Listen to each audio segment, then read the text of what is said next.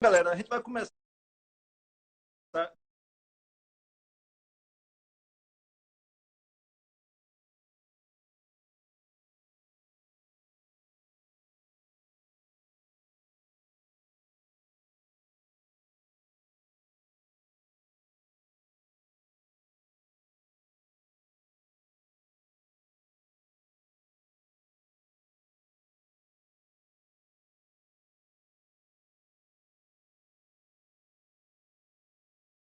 Como eu falei, Léo, a nossa lógica, a logística vai ser a gente bater um papo, né?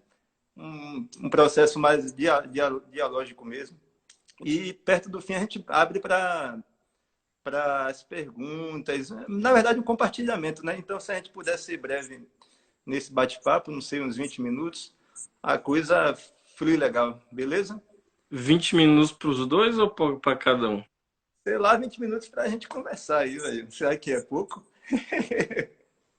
Tá bom, vamos lá então. As medidas nesse sentido. Então, como é que você pensa aí, né? Essa postura, né? Sim. Então, acho que vale a pena você se apresentar. Eu também. Tem gente aqui que não conhece, nem eu nem você, gente nova. Fala um pouco sobre você, beleza? Certo. É, Boa noite aí, gente.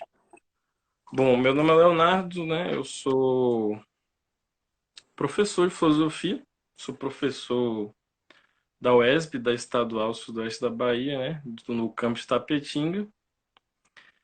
É isso. Não sei se eu teria mais alguma coisa, não.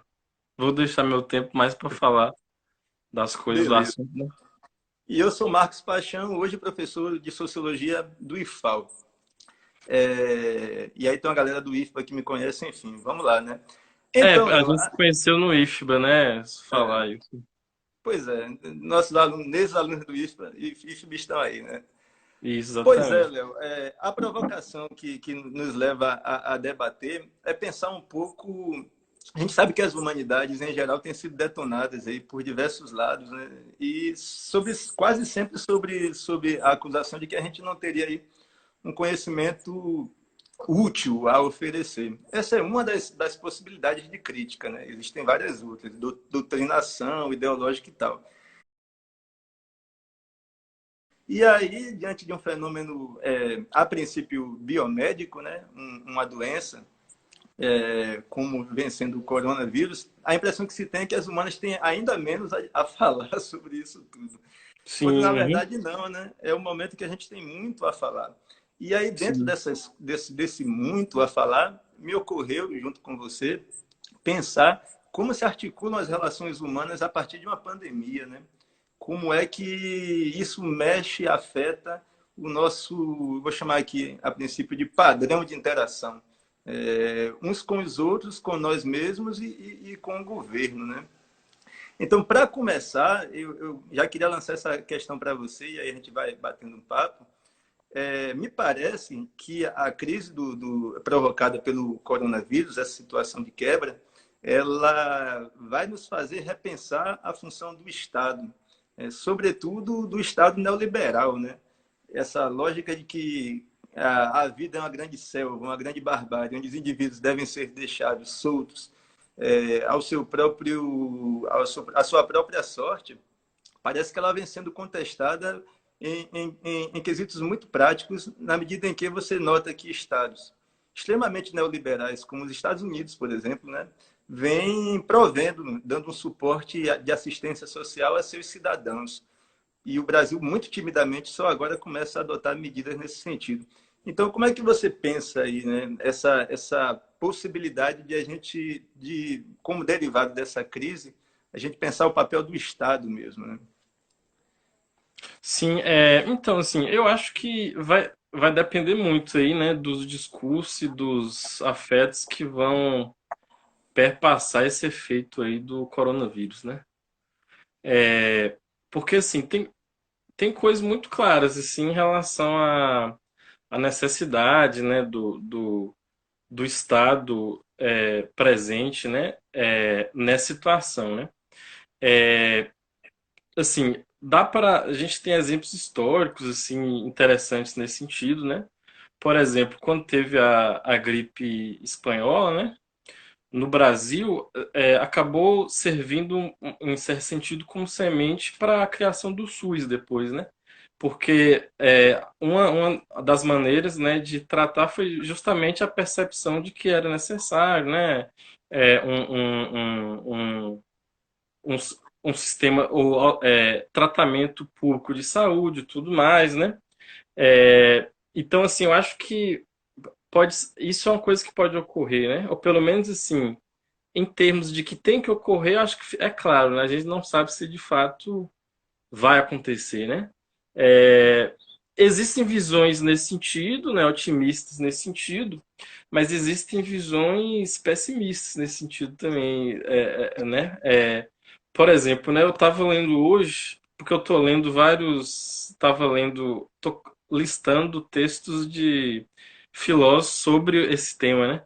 Sim. Enfim, saiu até um meme recentemente aí do pessoal falando o que, é que os filósofos falariam sobre o coronavírus, né? Platão mandando voltar para a caverna, esse tipo de coisa. Só, só que os filósofos contemporâneos estão falando, né? Tem vários textos de filósofos falando sobre o corona aí, né? Agamben, Zizek, né? Uhum. E eu Uhum. estava vendo hoje um texto da Judith Butler, né?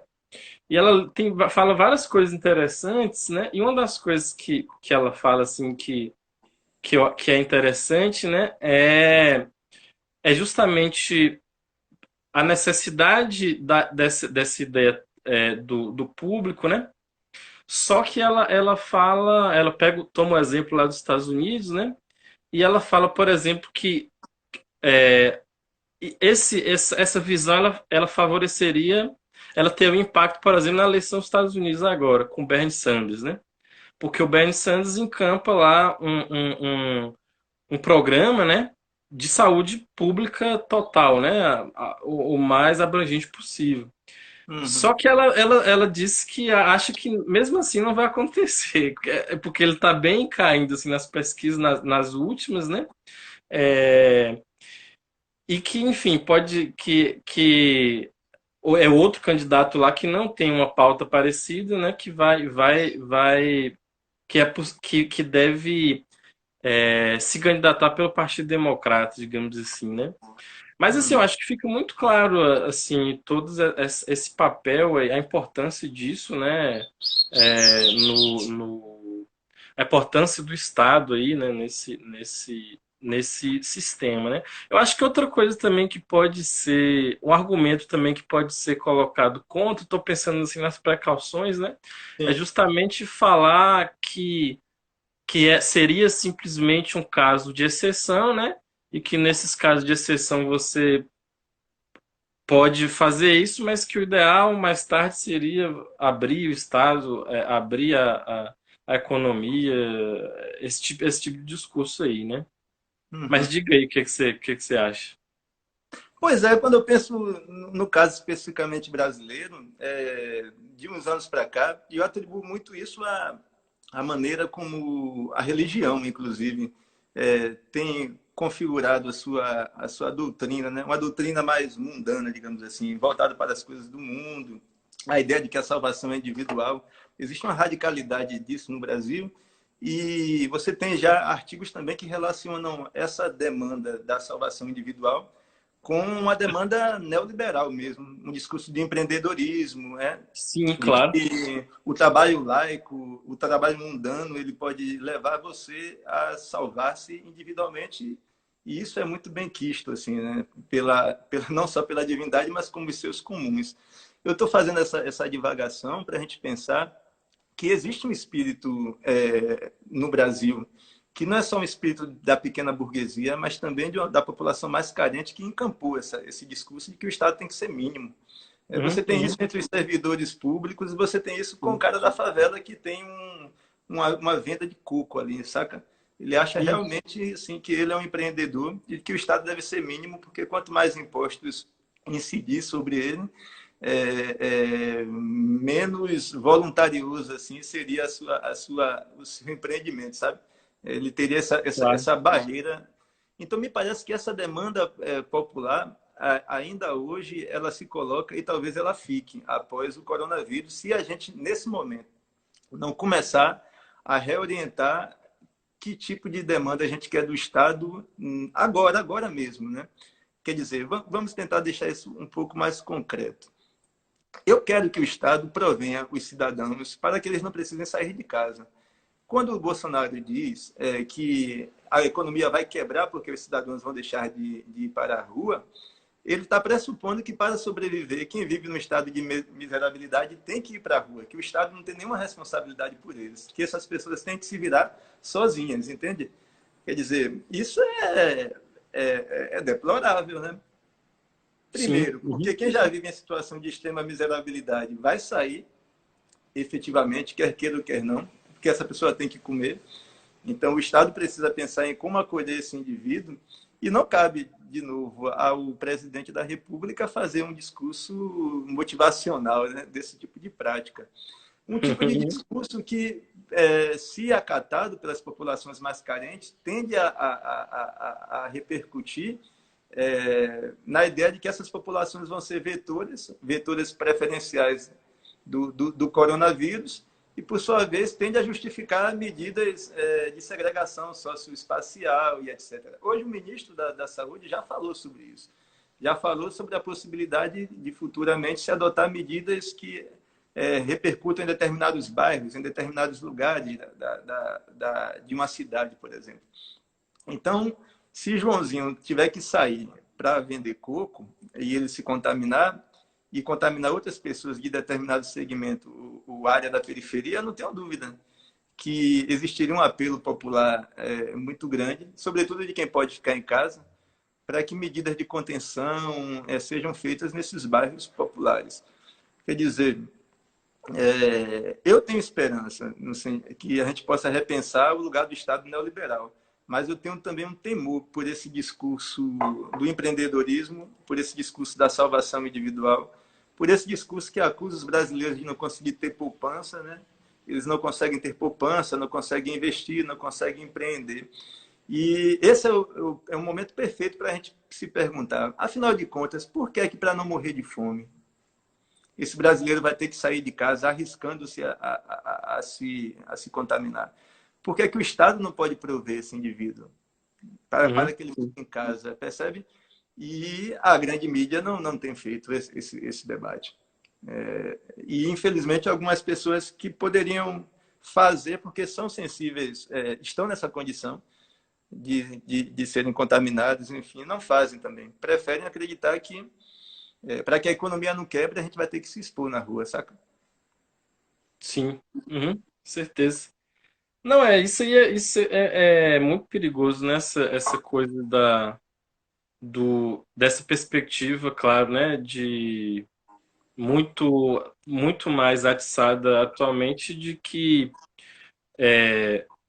tudo é um indivíduo, né? Esse tipo de coisa, né? E que as responsabilidades são a partir de uma vontade individual, né? Inclusive, eu até vi hoje alguém. Então, é até difícil explicar porque não tem o menor sentido, mas pode ser que apareça esse discurso em algum momento, né? Uma pessoa falando assim que ele era contra fecharem as lojas e tal, né? E que porque o problema depende da consciência individual de cada um, entende? Sim. Então, assim, quer dizer exatamente isso que você está falando, né? Quer dizer, essa discussão também de alguma coisa em relação ao governo, né? Mas que vai ter que depende basicamente da responsabilidade individual. Então, se tiver algum problema, né? Vai ser imputado a um indivíduo, a um grupo de indivíduos, e que isso também vai pode desdobrar nessas questões de segregação, esse tipo de coisa, como você falou, né? Eu temo, inclusive, eu também outra questão também, viu? Porque eu já vi uma coisa assim, nesse sentido, que eu acho que pode aparecer também. A gente pode continuar também discutindo isso que você colocou, né? Da, de como que o Estado pode fazer alguma coisa, não no sentido da punição, né, mas no sentido de dar base, né, para que as pessoas consigam, né, viver nessa circunstância. Mas uma coisa também que eu acho que vai começar a acontecer, né, é até uma discussão sobre quem é que quem é que tem preferência diante da vida e da morte, digamos assim, né? É. Aham. Isso é uma coisa que vai aparecer porque eu já vi aparecendo isso em um formato, né, que é muito difícil de discutir por conta da questão moral, que é em relação às prisões, né? Aham. Em relação às prisões. Aham. Inclusive, em debate, né, de televisão, o cara falando assim, né? Não, porque é, não interessa lá se a pessoa está doente ou preso, porque o cidadão aqui, né, de bem, ele merece mais.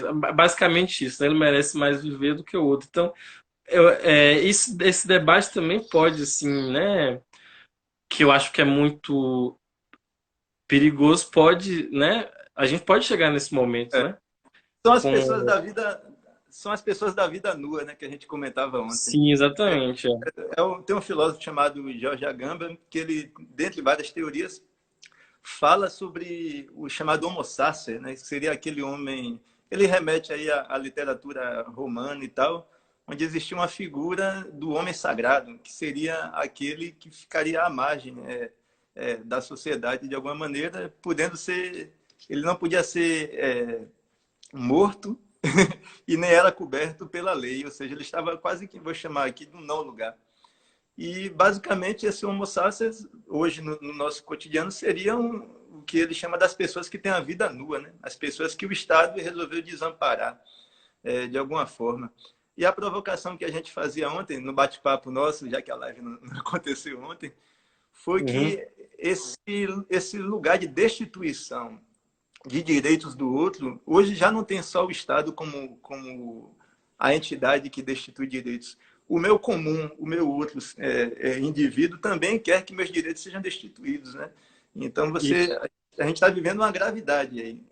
Não só o Estado, muitas vezes destitui cidadãos, determinados cidadãos de direito, como esse outro comum também quer que esse cidadão seja destituído de direitos, sempre remontando à lógica liberal de que eu sou melhor do que o outro, né? Eu sou melhor porque eu Isso, sou empreendedor, porque exatamente. eu trabalho, porque eu tenho uma família heterossexual, modelar, família da embalagem de margarina, né? Isso. E essas técnicas de controle e vigilância, que são pulverizadas hoje em diversas instâncias, contribuem muito para que isso aconteça.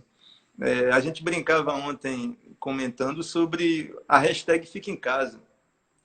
Muito cuidado agora com o que eu vou dizer. Assim, é óbvio que as pessoas devem ficar em casa, não é isso que está em discussão.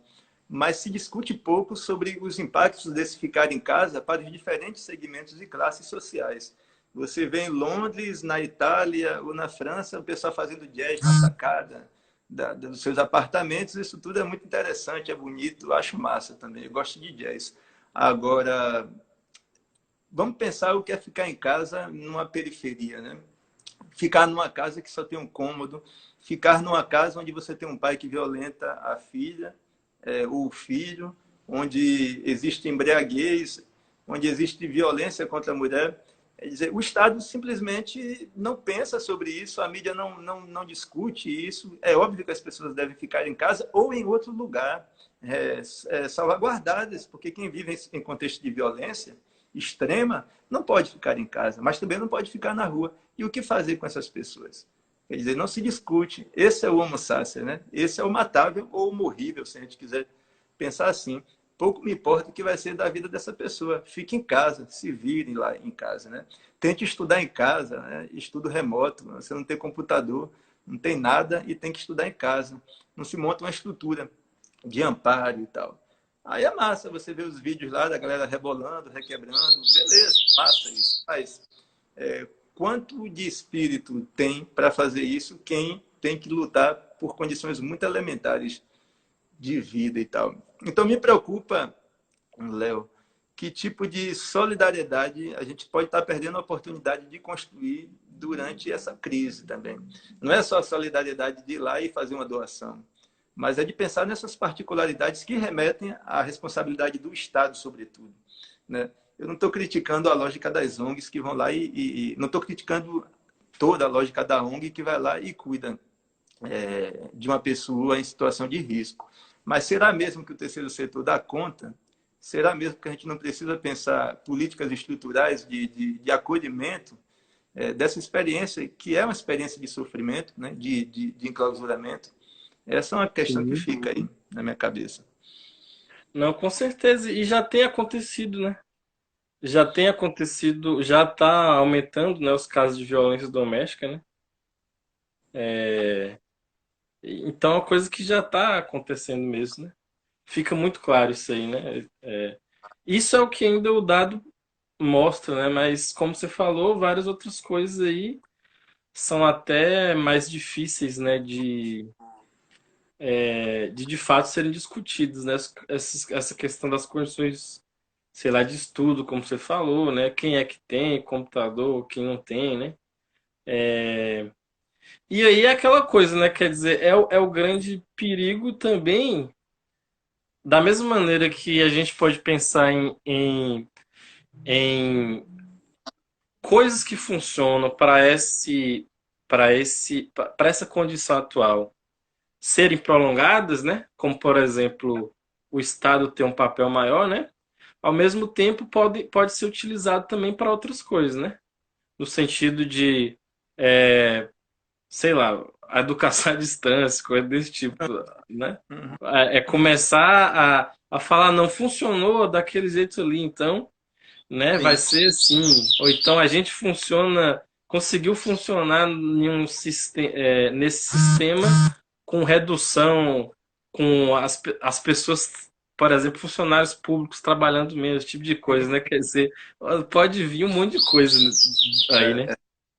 E é impressionante como isso está martelando na minha cabeça. Desculpem a redundância nessa tecla, mas ela tem martelado mesmo. O tipo de homem e de mulher que a gente tem formado, mesmo com estudo, pós-graduação, etc., acredita piamente que a questão é toda de adaptabilidade, entendeu? O governo vai lá e mandou, ó, trabalho em casa e lindo, eu vou trabalhar em casa, vou mandar meus 200 relatórios lá e vou me respaldar e tá bom demais, né? É isso que importa. Sim. Curiosamente, durante essa crise toda, eu estou sem internet em casa, né? Eu estou pagando uma fortuna para conseguir fazer as coisas como live e tal. Ou seja, eu entrei no lugar de quem não tem internet e se eu tivesse que ser cobrado por não conseguir interagir com o mundo por causa disso, eu estaria muito mal, né?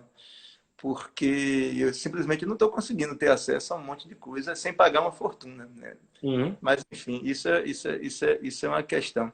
Deixa eu ler aqui já algumas coisas ó, que a galera está postando para a gente não Sim, ficar. eu tô vendo que tem um textão aqui.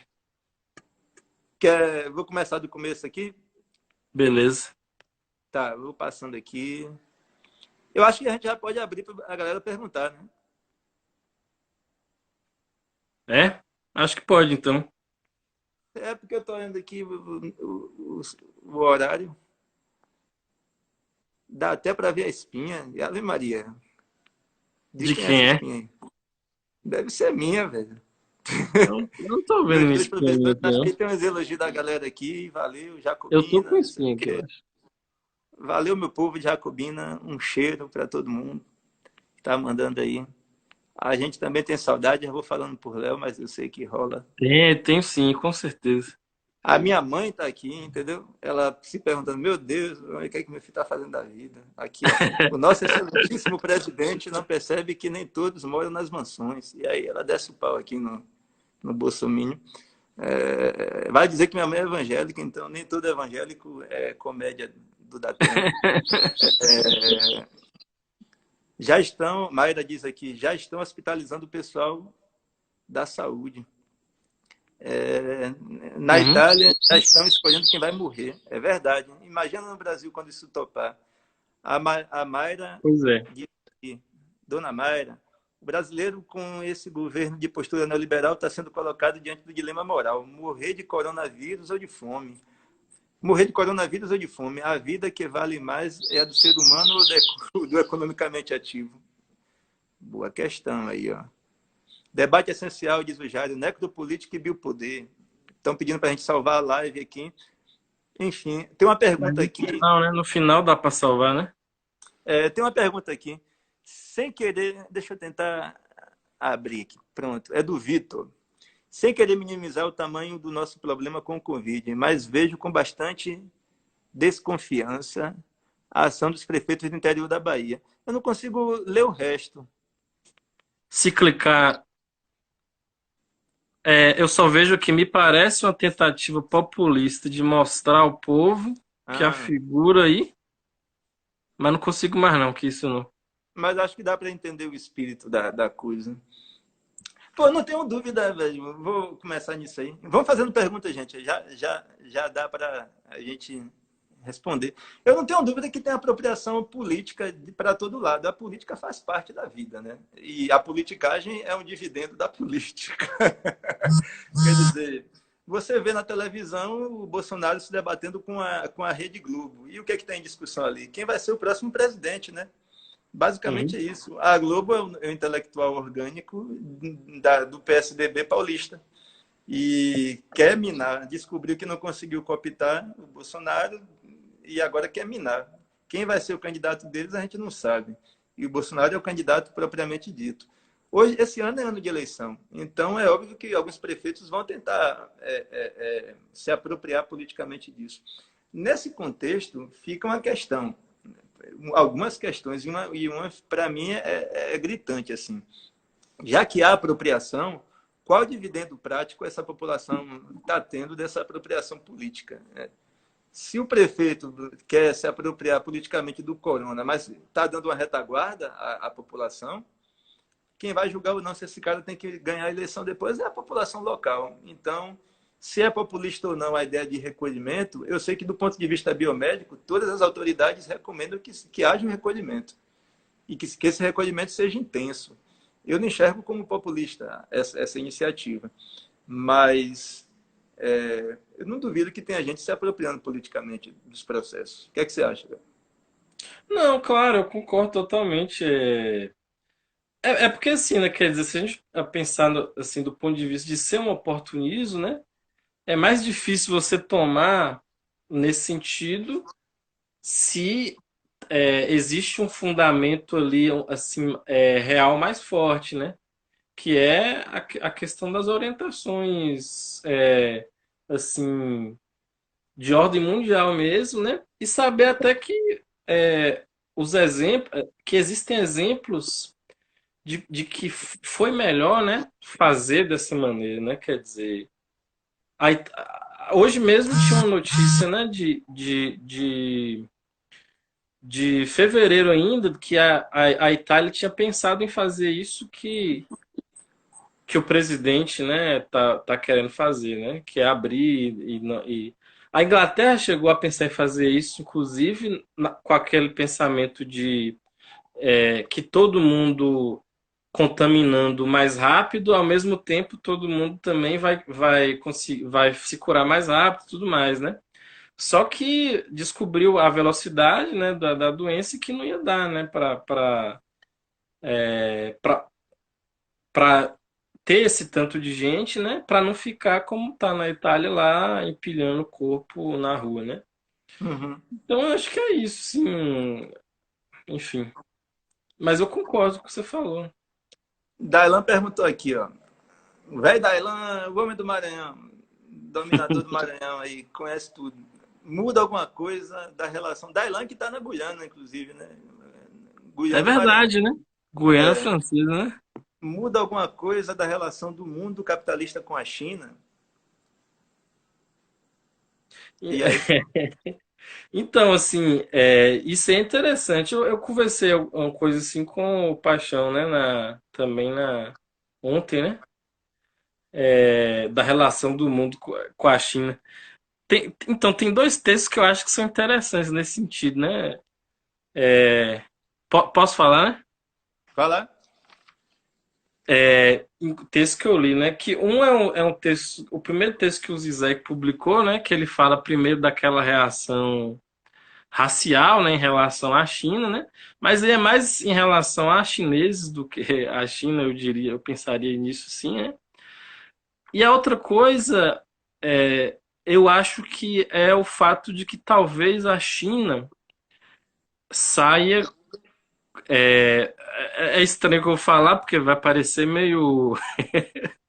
Vai parecer que eu tô falando o que o Eduardo Bolsonaro falou, né? Que a China vai sair Uhum. ganhando, né? É, mas no seguinte sentido, né?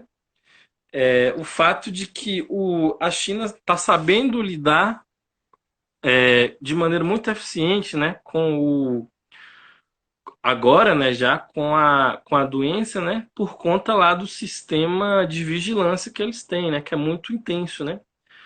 Então tem o texto lá do Byung-Chul Han, né, do filósofo coreano que comenta muito isso, né, como que os países asiáticos estão conseguindo lidar muito com isso, né, com uma integração assim muito grande entre o privado e o público, mas no sentido também de ter uma vigilância muito grande, né? O fato de que você tem lá um sistema que funciona de maneira muito efetiva, porque as pessoas, porque o Estado consegue ter um controle, né, da, da doença através de câmera que que consegue detectar até a temperatura do corpo, né, de alguém, até também da vigilância privada da internet, né, através do sistema de crédito social lá chinês, né. E eu acho que uma coisa que pode acontecer é que esse sistema chinês é, possa ser depois, né, digamos assim, importado para os países, né? Esse sistema de vigilância aí.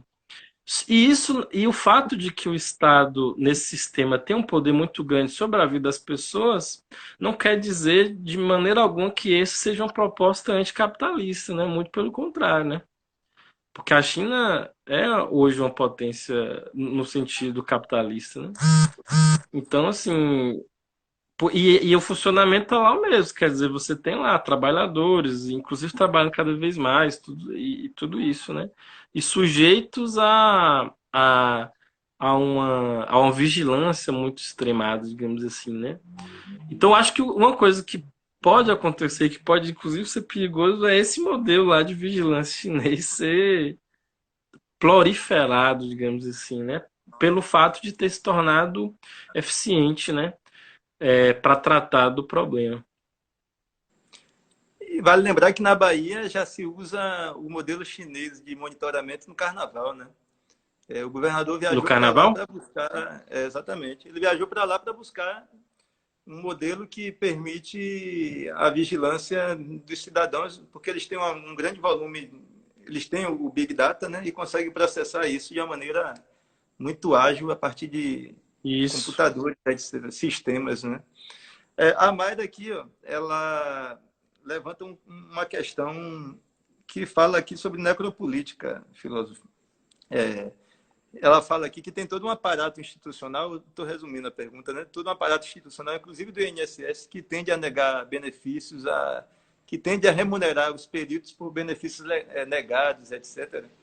De maneira que a população idosa, que já é exposta, fica ainda mais exposta no contexto do coronavírus. E ela coloca aqui em que, de fato, há uma questão quase que eugênica, né? O termo é meio eugênico, onde os idosos tendem a pagar ainda mais é, o preço pela pandemia. O que é que você acha dessa viagem? De pagar o preço em que sentido você fala? Não, não consegui. Tanto da desassistência social, já que você tem uma tentativa, um esforço grande aí de negar pedidos de assistência, como também pela exposição natural, né, de pertencer ao grupo de risco. Ah, verdade, verdade. Isso é uma coisa que tem que ser pensada aí, né? Porque tá de fato um peso muito grande nessa coisa do idoso aí, né? E é interessante porque tem até a forma da brincadeira disso aí, né? que são esses memes aí de pessoas idosas tentando sair de casa, as pessoas botando pra dentro, né? Uhum. Um pouco nessa linha do que você falou também da responsabilização individual, né? É, eu vi até, cara, pra você ter ideia, um artigo de economia que era da Inglaterra também, falando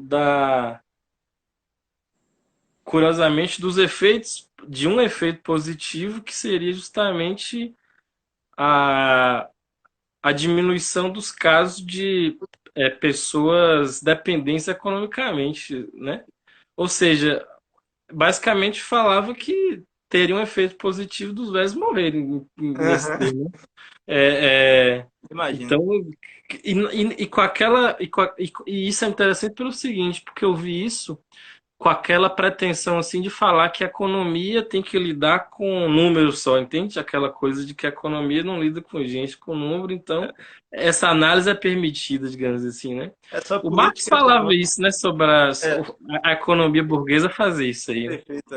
É pouca economia política, né? Muita política econômica só. É, Sim. A Rafinha pergunta aqui um lance que eu pensei sobre ele. O eurocentrismo que corre solto aí, né? A percepção de que o fim do mundo epidemiológico vem sempre ou da Ásia ou da África, né? É interessante isso, Isso é interessante mesmo. É. é verdade, porque sim, tem essa visão. Eu me lembro que o Ebola, que era aquela doença, né, trágica que afetava gravemente as pessoas com a morbidade também alta, ele era uma doença geográfica, né? Basicamente, você tinha o Ebola contido ali no continente africano e não existia cura para o Ebola. Até que por algum vacilo, que eu não sei exatamente qual foi, isso foi recentemente, né?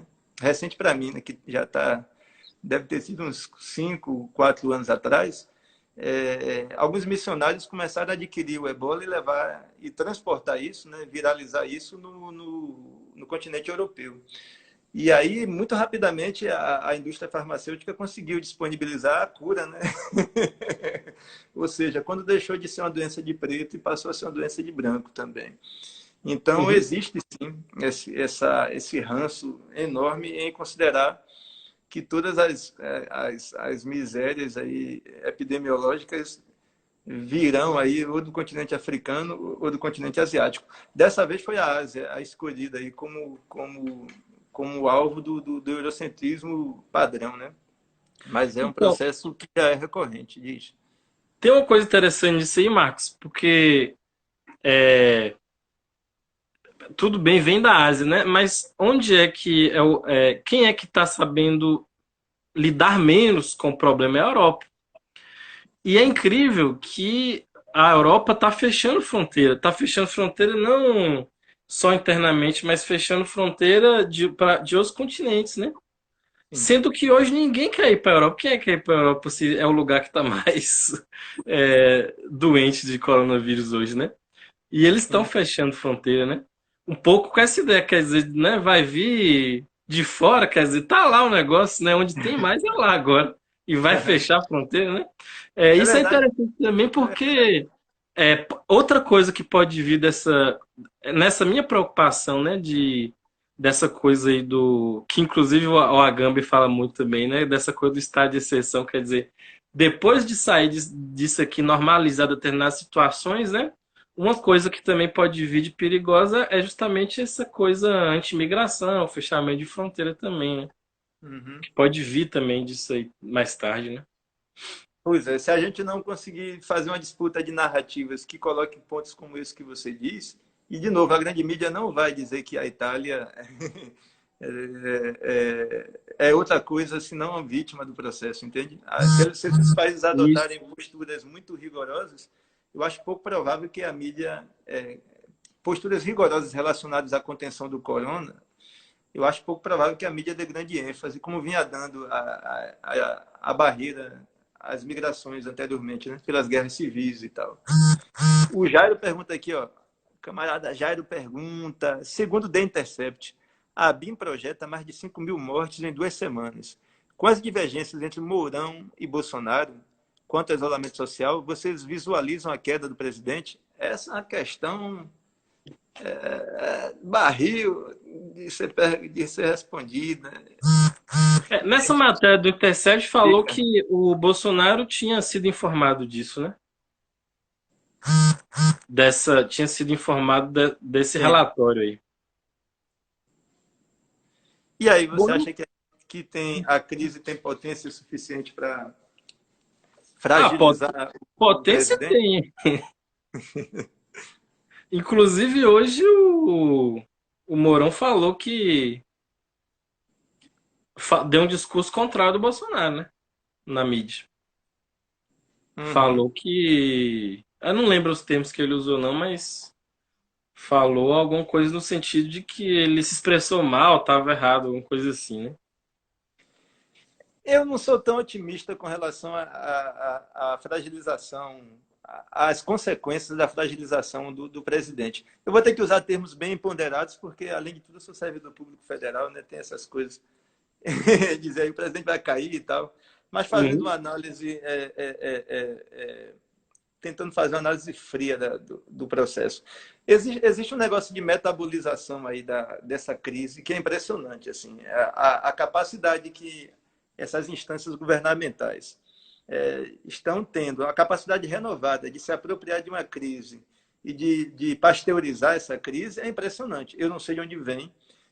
A gente tem algumas suspeitas já da manipulação das redes sociais, mas eu acho que isso é muito pouco para a gente entender como é que esse governo, que aparentemente para muita gente é totalmente trôpego, totalmente equivocado nas observações que coloca, ainda assim consegue se sustentar, ainda assim consegue que lideranças importantes, como o presidente da Câmara, o presidente do Senado, o presidente do STF, façam pronunciamentos extremamente tímidos a partir de várias aberrações. É, Pronunciamentos tímidos, justamente. nenhum deles teve um posicionamento veemente contra nada disso. E eu não sei exatamente o que é que vem acontecendo. Me escapa essa análise. É bem verdade que sociólogo nunca é bom cientista político também. Mas o que me impressiona de um polo, pensando aqui no governamental, é o metabolismo, a capacidade de metabolizar as críticas e de andar como o bêbado e o equilibrista, mas sem cair da corda, sabe? O governo segue. Então, não sou tão eu não vejo assim com tanta clareza a possibilidade de que esse governo caia, não por causa desse processo aí do corona. Já a sociedade civil, esse outro polo, vou ser breve para passar para tu, filósofo. Já a sociedade civil, essa é enigmática. Os cientistas sociais apontam várias singularidades na formação social brasileira e eu acho que uma parte grande delas é furada. É falta só de estudo comparativo, né? Nós somos um povo misturado. Quem não é misturado no mundo? Pelo amor de Deus. Todo mundo. Uhum. Agora, existe uma singularidade que, incrivelmente, foi o tal do Gilberto Freire que pontuou. Que essa capacidade de harmonização dos antagonismos, assim. Claro que é uma harmonização que se dá por conflito, que se dá pelo uso da violência, mas é impressionante como a população não vai às ruas de maneira veemente. A desconfiança com o Estado, a desconfiança com os políticos, a desconfiança com o vizinho, quer dizer, os laços de solidariedade que foram solapados aí durante o escravismo e outras coisas mais. Produzir uma sociedade civil muito interessante, porque você olha o mundo inteiro e você vê o mundo pegar fogo. E no Brasil você vê isso que está rolando aí. Então, eu não consigo enxergar. Mas diga. Não, não, é tudo a ver com o que você falou, assim, porque é, um pouco na linha também do que colocaram aqui também, né, de Laís Goara, estão dizendo que Bolsonaro é doido, mas parece uma ação programada e tal. É, um pouco também nesse sentido aí de que, como você falou, das sobrevivências aí em relação às crises, né? Uhum. É, assim, por exemplo, né? Já se falou-se muito sobre como que o próprio governo federal pode sair também ganhando em relação a mais tarde ter um problema econômico que provavelmente vai ter, né? Já que ele está se colocando, o governo federal está se colocando agora num discurso de defesa da economia, né? Então, Uhum. isso é uma coisa que pode ser levantado mais adiante, por exemplo, né? É, isso que você falou também é interessante, né? Que essa coisa de... Me perdi aqui agora. Que você Meta, falou sobre a sociedade civil. sim. É, porque você tem o presidente, desde antes de ser presidente, tendo uma posição assim muito extrema sobre as coisas, né? E ao mesmo tempo a gente viu pouca coisa extrema ao contrário, assim, né? Uhum, uhum, Ao contrário, né? uhum. Então, por exemplo, já que o pessoal falou de impeachment aí, né? Uma deputada do PSOL fez recentemente um pedido, né? E o partido fez uma declaração pública de que aquilo não tinha sido aprovado pelo partido, né? Quer dizer, é, por uma questão, sei lá, burocrática, só para dar um exemplo de como que há uma dificuldade de mostrar de colocar essa tensão do lado oposto, né? Eu acho que é um pouco nesse sentido que você colocou, né? Enfim, poderia dar vários exemplos nesse sentido.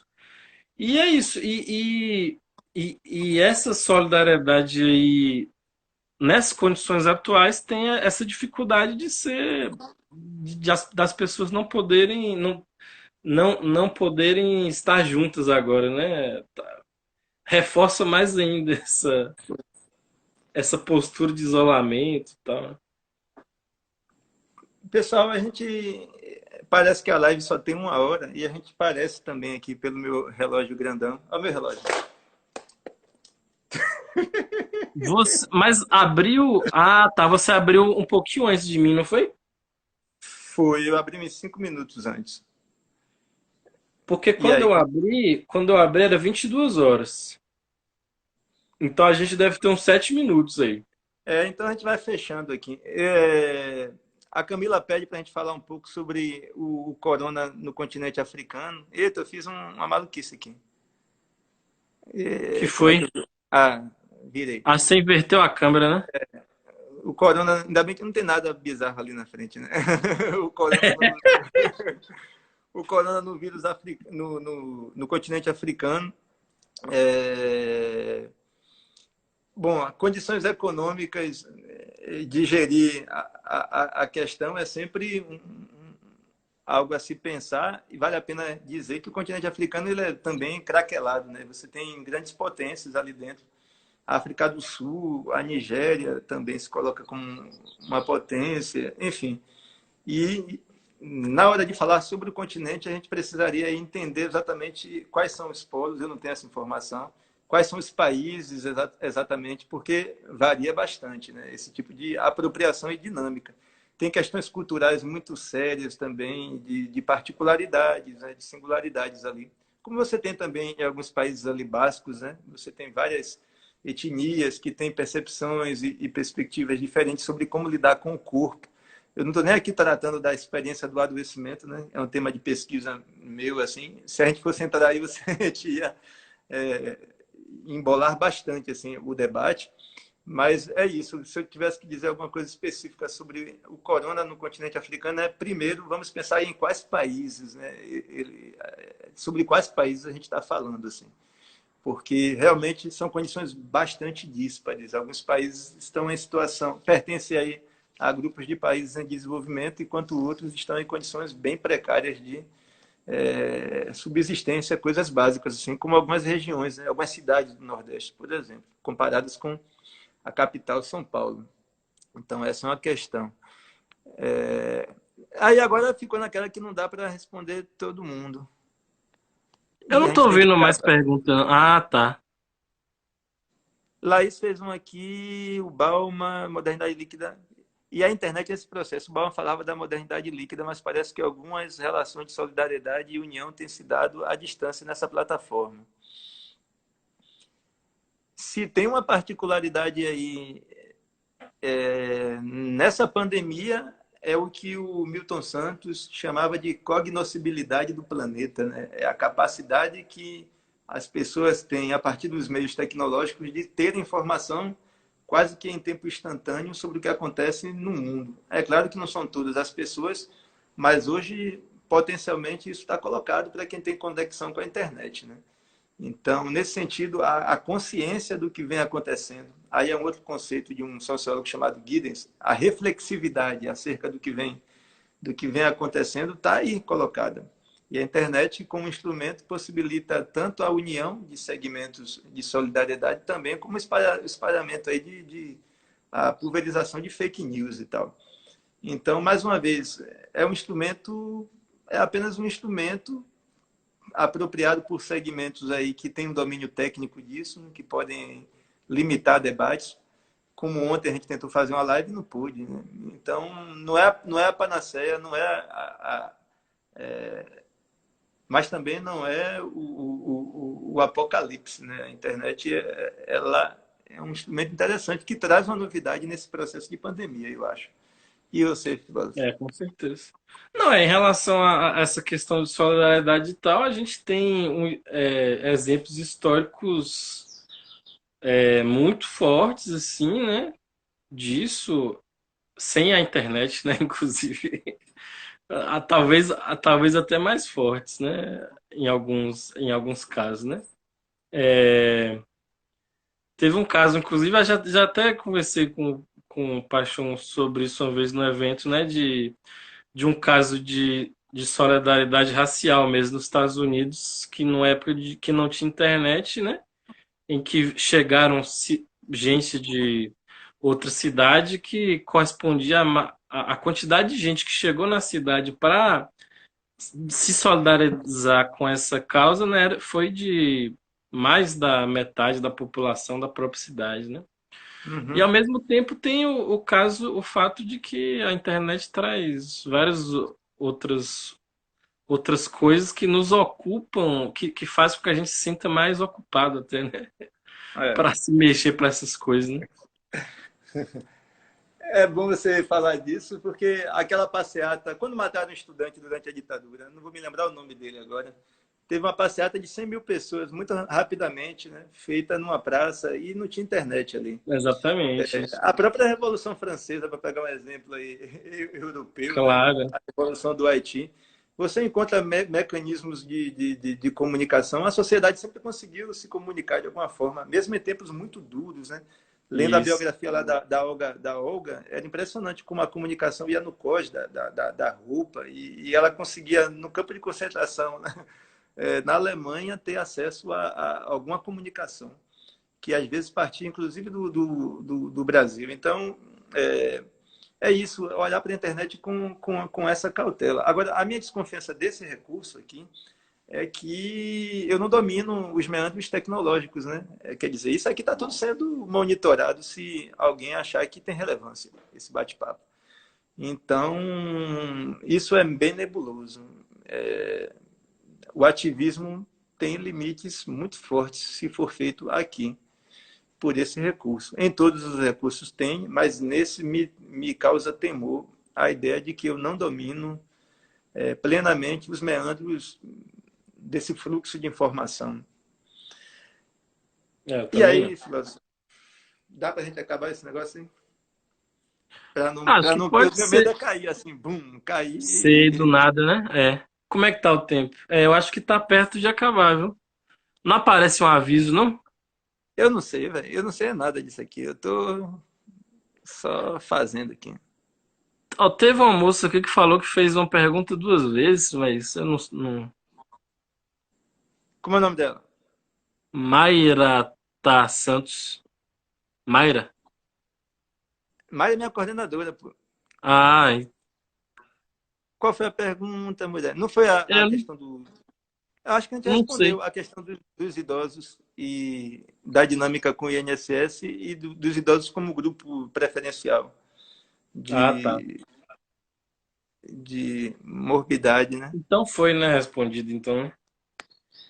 Eu não tô entendendo nem a ordem aqui das coisas, pra falar a verdade. das perguntas. Não, aí depois ela fez um comentário aqui de que tem um grupo de idosos brasileiros querendo voltar de Portugal porque foram durante essa pandemia e não estão conseguindo voltar porque nosso país não quer acolhê-los, né? E eu acho difícil que eles consigam sair de lá, porque inclusive as empresas aéreas estão bloqueando voos aí.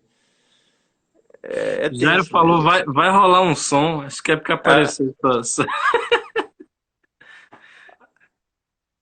seus pois é, instrumentos ali. aí o que é que rola, né? E aí, vai concluindo esse trem? Acho que Como é? pode ser, né? Para não parar de vez. E não encher o saco do povo aí. Porque ontem a É gente ficou verdade. conversando trocentas horas, eu e o filósofo, mas a gente é Foi. doido. Aí os doidos têm assunto. Pois é. Pois é, galera, eu acho que valeu um pouco. Valeu um pouco, não, valeu muito, porque é, tem muita informação na mídia. Eu não acho que a gente está disputando com a mídia, mas tem alguns pontos que nós discutimos aqui com vocês e as questões que vocês trouxeram que não são tão difundidas assim, porque não dá exatamente ibope, né?